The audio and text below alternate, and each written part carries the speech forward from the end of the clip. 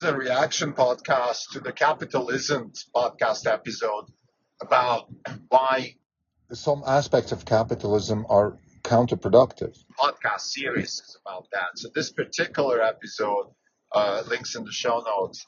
It's about how the left, the Democratic Party in the United States, has lost its relationship with the working class and is reigned by an elite, an academic elite, and the author of a book which was the theme of the episode talks about these things. And I thought it was interesting and worth doing an episode because it relates to Tesla. I think here at Orange Capital Partners, we like to talk about what it feels like to run a hedge fund. This is the mission of the podcast. And we at Orange Capital Partners, we have a large position in Tesla, so it's important to sometimes also think about the social and political aspects of a company, particularly when you're in the wealth generation business. You're implying that your investment will grow and the company with it. And a large company, by definition, will attract a lot of scrutiny, political, interference. And it's worth talking about this. I once met Michael Milken at I think it was the Milken Institute at the University of Chicago, and I didn't meet him personally. I mean, it was a lecture that he gave, and he said something that stuck in my head. He said we underestimate social change, right? Social change, as in like smoking is bad for you, or sugar drinks are bad for you, or the environment needs to be protected. Like big social change has impact, and we are, like as always, actually going through social change. I mean, that's what societies do, particularly democratic societies. So it's worth thinking about these things. And in this particular episode, I want to talk about three things. First, how the Democratic Party has morphed from a working class party into a party of the elites.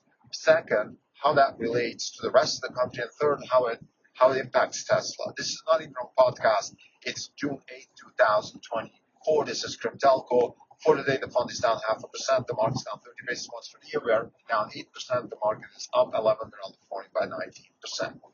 So in this book, what's going wrong with capitalism or the sort of liberal democracy that we live in the United States?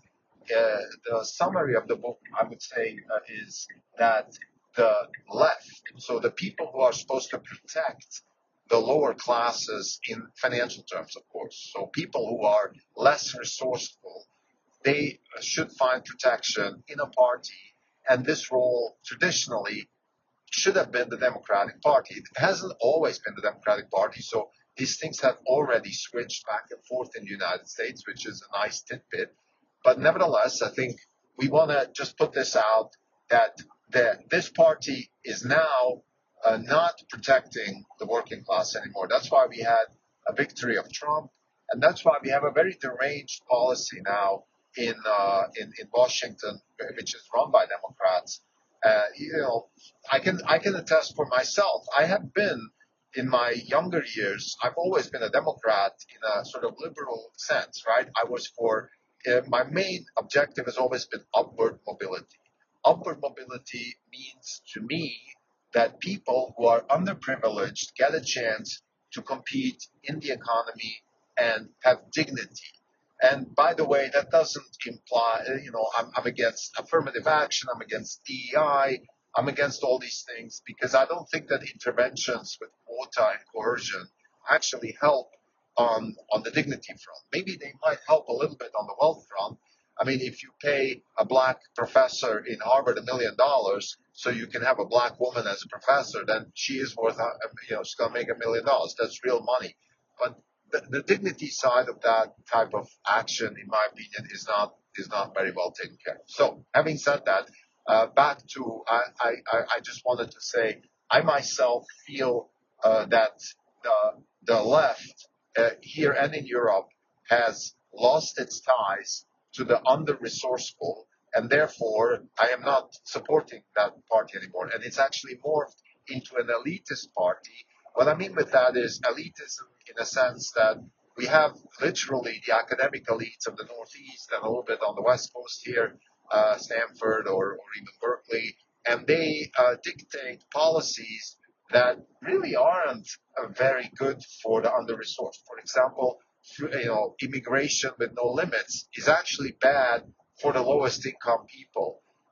Remote work is really bad for low income people. It helps the elites.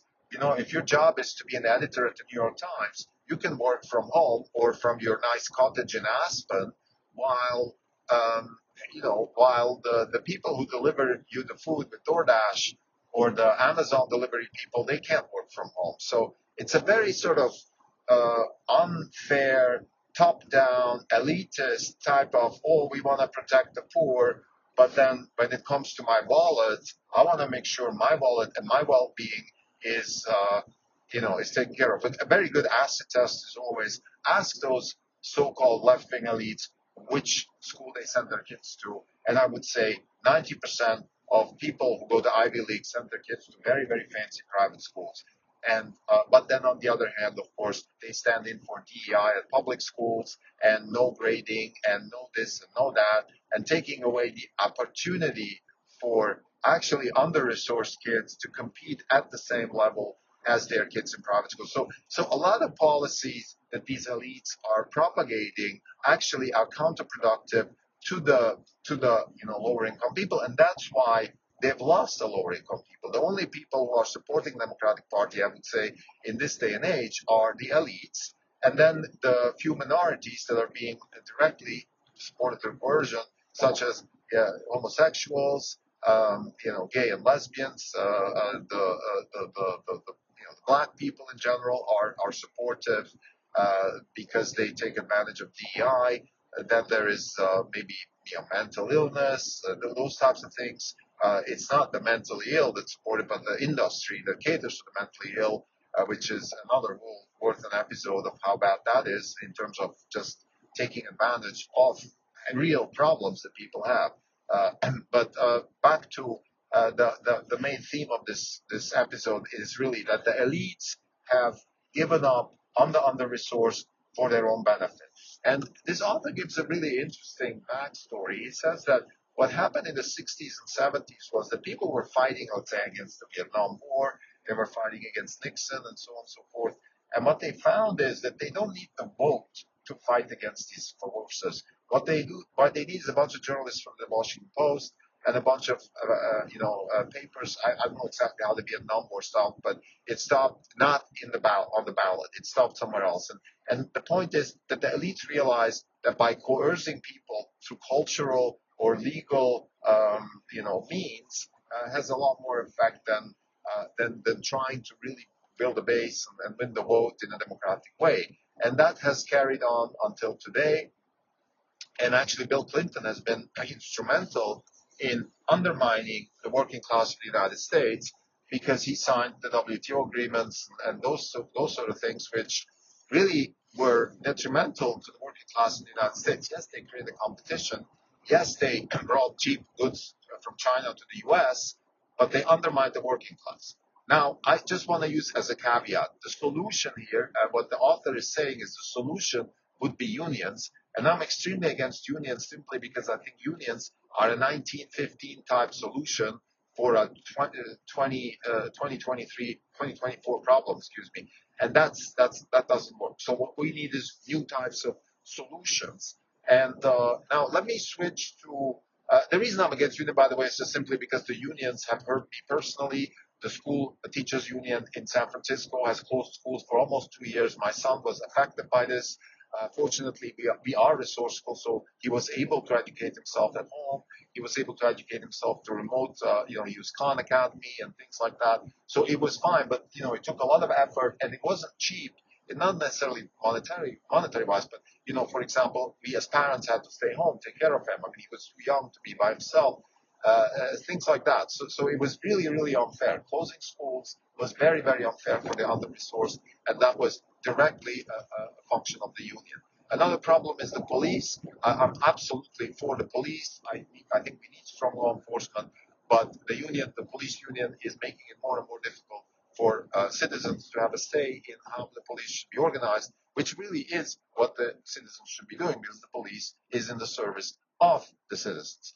So again, I'm against unions. We need a new solution. I'm going to talk about this a little bit later. But now let me talk about the second point, which is how does this relate to the other side, the Republican side. Now, the Republicans are not by no means Mother Teresa's when it comes to self-interest, voting for your wallet, and things along those lines. But they have certain common sense policies in place that I think are worth talking about. One is we need organized immigration where the rule of law is prevalent. I think that is a very useful and pragmatic way to think about immigration. So it's not being against immigration, but it's being proactive and making sure that immigration works for us, and most importantly works for the under-resourced. So if we let in low-income workers to compete with our low-income workers, then at least what we should do is have enough housing,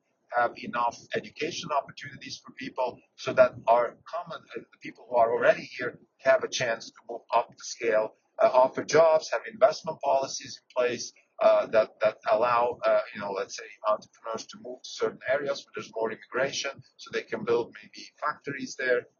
Like a little bit what Texas is doing. I think that is, immigration as a sole policy is doomed to fail. Immigration as a complex part of a comprehensive policy has a good chance to be humane and politically acceptable.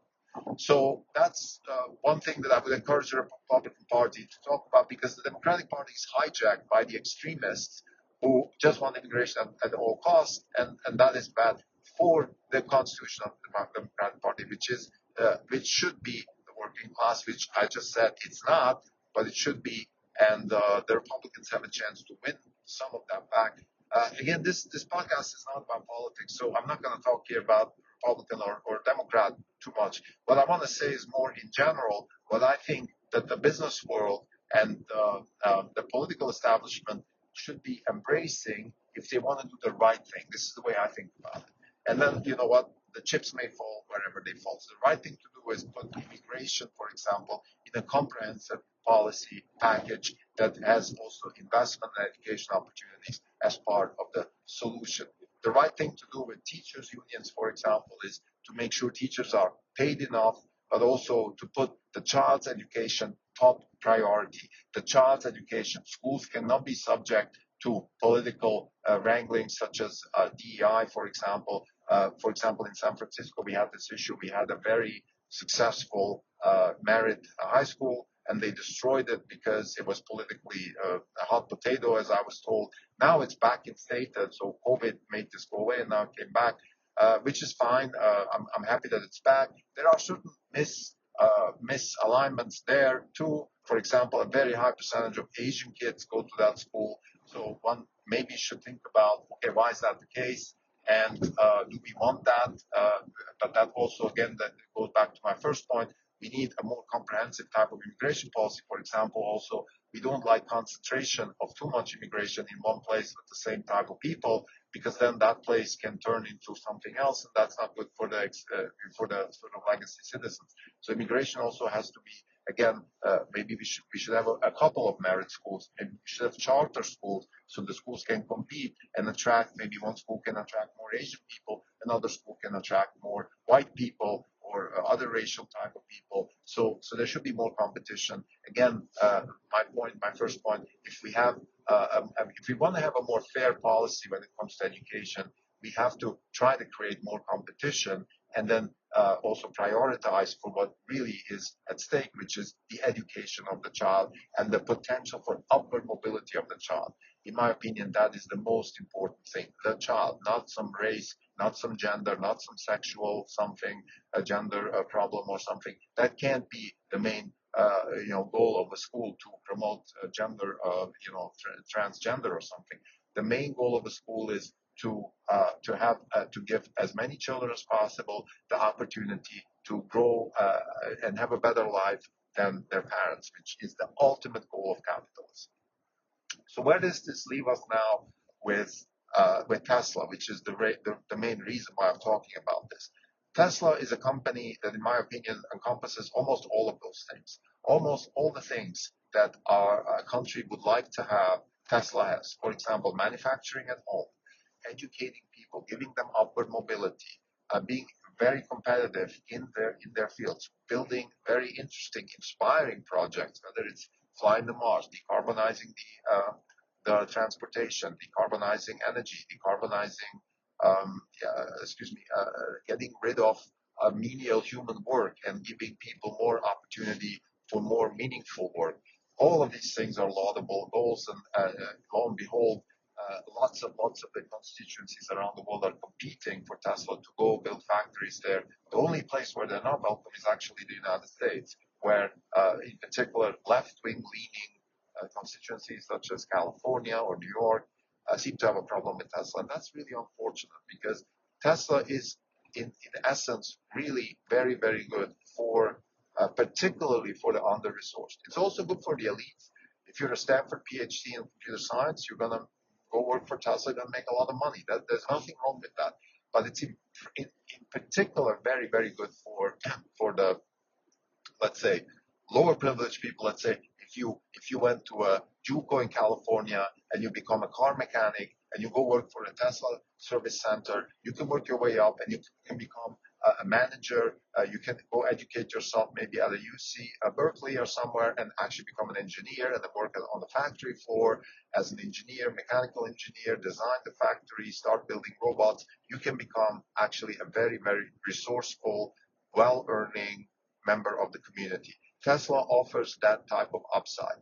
There's a beautiful documentary on German TV actually about the Berlin factory, and they interview a couple of people who exactly attest to that amazing upward mobility that they got. And giving people the opportunity and the means to create better lives for themselves than their parents had. This is the ultimate goal of, I think, any company, and Tesla encompasses that company. So unfortunately, I want to end this episode now with the perception in, at least in the political sphere, is not such. Now that has to do with a lot of things, the media propaganda from the left-wing elites, just one, take somebody like Kara Swisher, take somebody like the New York Times. They just always, by the way, even way before COVID, way before Biden was president, even during the Obama times, the New York Times had always an axe to grind with Tesla. And back then I thought, well, that's maybe because the New York Times is financed by car advertising, and Tesla is a threat, which is probably part of the reason. I actually myself, I worked for a newspaper in Switzerland, which is the New York Times of Switzerland, Neue Zeitung, and I felt also lots of pushback there about my writings, not just for Tesla, but also, let's say, I was criticizing Volkswagen, I was criticizing the German car industry for not competing enough in the electric car space. We're talking 2015, 16, that type of time frame. And for some reason, I always felt pushback, and I wasn't really clear why. Now I understand why, because these left-wing elites, or these elites, which aren't really left-wing in a sense, let's say in my case, my newspaper, the Neue Zeitung, is far from left-wing, but the elites, they have this, I would call it a hypocritical relationship with certain aspects of the political economy. For example, they stand in for DEI, let's say, or for gay rights, or things like that, which really, in itself, you can argue that there's some good things, some not so good things about that. But the fundamental problem with that is it doesn't stand in for the working class, for the actual. If you really are left wing, then you have to stand in for the working class. I mean, that's your constituency, and those left wing elites, they don't stand in for them. They stand in for their own wallet, for own self-righteous path towards having power or influence. They cherry pick issues. I believe the majority of left-leaning elites in New York or Boston probably don't agree with the idea that a school can tell their child to change to change their gender, but they're cherry picking these issues to piggyback on a constituency that then supports them. And then, you can call this buying votes. Some might say, well, this is how democracy works. Duh, what's so surprising? The problem again is with these left-leaning elites is that they're losing their base. And then the base goes to people like Trump, and then we have other issues. And in particular, what's bothering me as a citizen is that the universities are hijacked by these elites. I don't have a problem with left-wing elites having an opinion. Go to your country club and talk, in your echo chamber, whether it's, online or in real life, but don't hijack knowledge creation. That's the problem. Knowledge creation is tied to elite universities, and that has to be changed. To me, that is the biggest issue. I'm writing an essay right now about peak academia, and that will also be my solution to the problem: is separate knowledge creation from the elites. Let them have their thing, a little bit like the Catholic Church when the first universities came along in Bologna, and then later on the humanist universities in Holland and Switzerland and so on and so forth.